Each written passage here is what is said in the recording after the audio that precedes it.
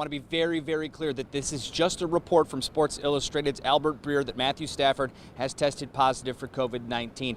That may not be the case. We still do not know exactly. The NFL has a very clear protocol that they will not, and teams are not allowed to discuss or reveal positive tests from teams. If you are put on the reserve COVID list in the NFL, as our new normal is what it is, that does not mean you necessarily have it. It just means you might have come in contact by contact tracing with somebody who did test positive.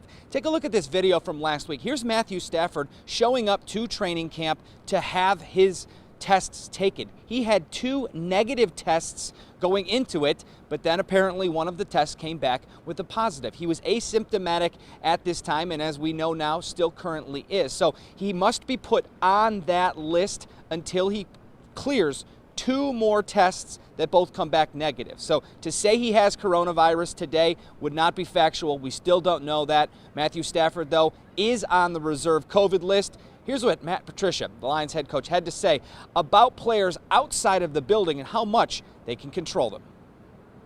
You can't control what people do when they leave the building, obviously, but you hope that through education and through, the commitment to everybody and just understanding that bond that we all have and how important it is more than ever that we take care of each other, because, it's more than just taking care of each other now. Now we're taking care of each other's families. And that's, a real conversation, more so than even football.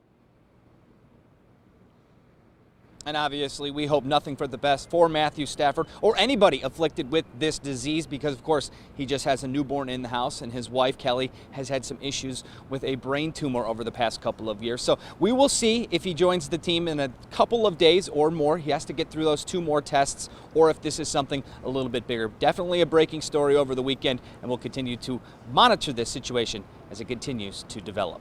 Live in downtown Detroit, Justin Rose, 7 Action News. Yeah, certainly think about him and his family, and like you said, everyone who is dealing with COVID-19 right now. Thank you, Justin.